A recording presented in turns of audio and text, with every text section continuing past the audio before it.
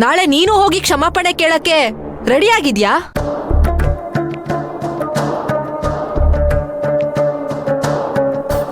ಸ್ವಲ್ಪ ತೆಪ್ಪು ಇರೋದನ್ನ ಕಲ್ತ್ಕೋ ದೇವ್ರು, ಅದು ನಿನ್ಗೆ ಒಳ್ಳೇದು.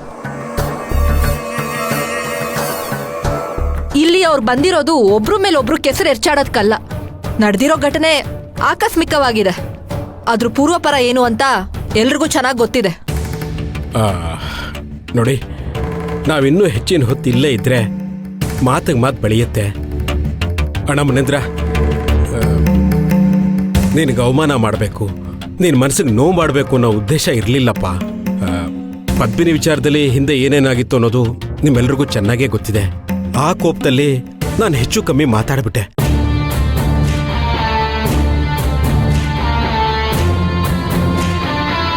ತಪ್ಪು ನನ್ನಿಂದಾನೇ ಆಗಿದೆ. ನೀನ್ ಮನಸ್ಸಿಗೇನು ಹಚ್ಕೋಬೇಡ ಕಣೋ, ಎಲ್ಲನೂ ಮರ್ತ್ಬಿಡು. ಸಾಧ್ಯ ಆದ್ರೆ ನನ್ನನ್ನು ಕ್ಷಮಿಸ್ಬಿಡಪ್ಪ, ಅಂದ್ರೆ ನಮ್ಮನ್ನು ಕ್ಷಮಿಸ್ಬಿಡಪ್ಪ.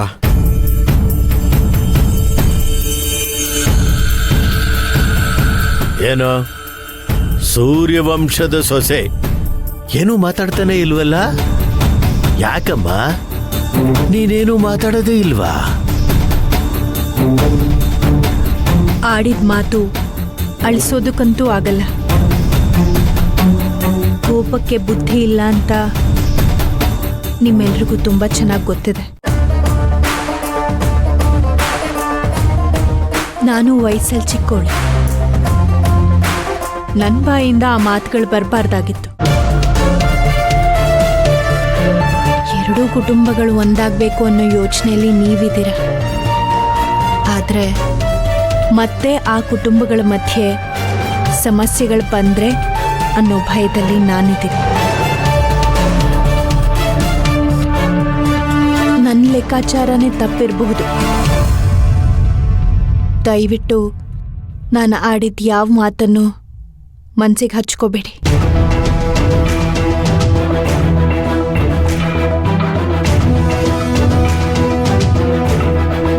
ದಯವಿಟ್ಟು ನನ್ನನ್ನು ಕ್ಷಮಿಸ್ಬಿಡಿ. ನಮ್ಮ ಕಡೆ ಕಿರಿಯರು ಈ ರೀತಿ ಕ್ಷಮೆ ಕೇಳೋದಿಲ್ಲ.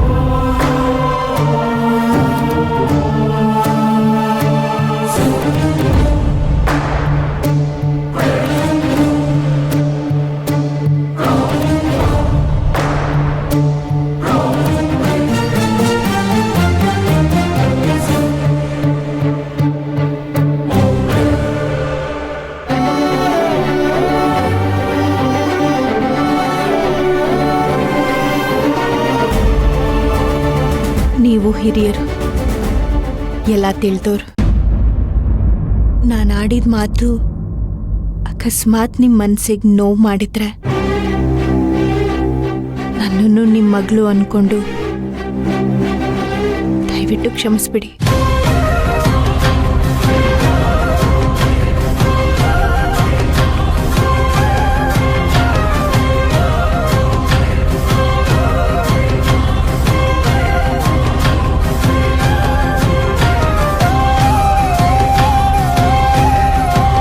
ಮಗಳ ಥರ ಏನಮ್ಮ, ನೀನು ನನ್ನ ಮಗಳೇ.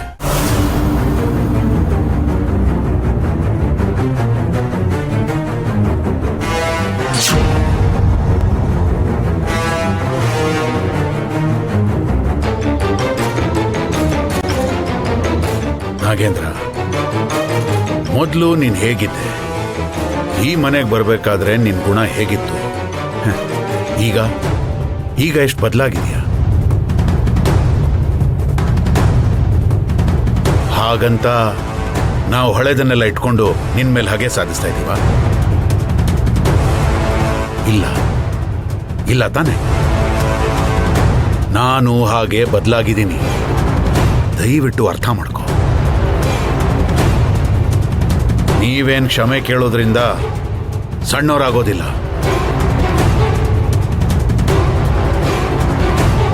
ಅಥವಾ ನಾನ್ ಕ್ಷಮಿಸಿ ಏನ್ ದೊಡ್ಡವನಾಗ್ಬೇಕಾಗಿಲ್ಲ.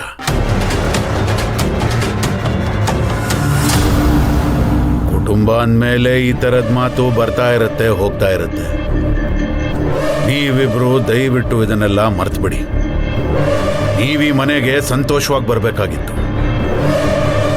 ಈ ವಿಚಾರವಾಗಿ ನೀವಿಲ್ಲಿಗೆ ಬಂದಿದ್ದು ನನಗೆ ಬಹಳ ಬೇಜಾರಾಗ್ತಾ ಇದೆ.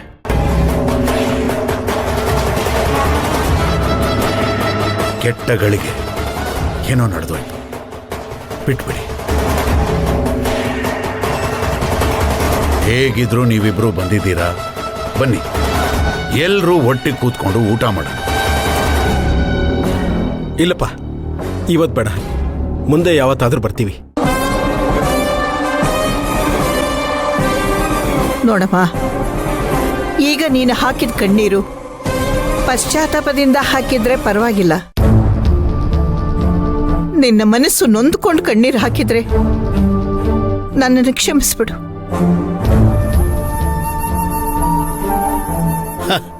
ಅವಳು ಯಾಕೆ ನೊಂದ್ಕೊಳ್ತಾಳೆ?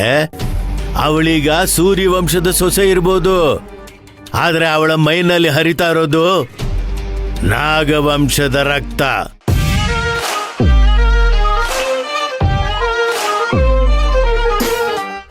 ಯಾವ್ದಾದ್ರೇನು ತಾತ, ಸಂಬಂಧಗಳನ್ನ ಹೇಗ್ ನಡೆಸ್ಕೋತೀವಿ ಅನ್ನೋದು ತುಂಬಾ ಮುಖ್ಯ ಆಗುತ್ತೆ. ಅದನ್ನ ನಾನು ಸೂರ್ಯವಂಶದಿಂದ ಕಲ್ತಿದ್ದೀನಿ.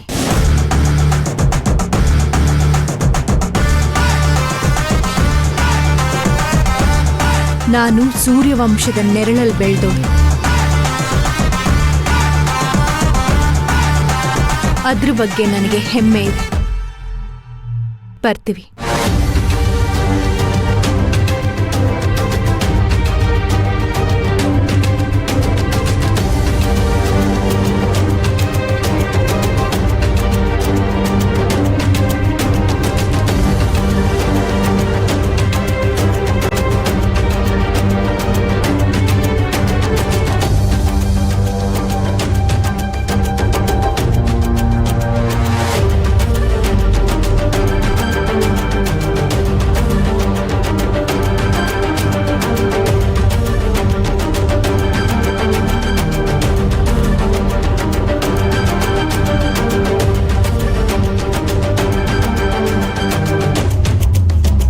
ಬೇಜಾರಾಗ್ಬೇಡ, ಆಗಿದ್ದಾಗೋಯ್ತು. ನಡಿ. ಸುರ್ಬಿ,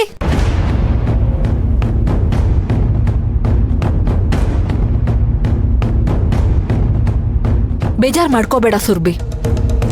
ಯಾವುದೇ ಮಗಳಿಗಾಗಿರ್ಲಿ ತನ್ನ ತಂದೆನೇ ಮೊದಲನೇ ಹೀರೋ ಆಗಿರ್ತಾನೆ. ಆ ತಂದೆ ಕಣ್ಣಲ್ಲಿ ನೀರ್ ಬಂದ್ರೆ ಯಾರೂ ಸಹಿಸ್ಕೊಳ್ಳೋದಿಲ್ಲ ಅಲ್ವಾ?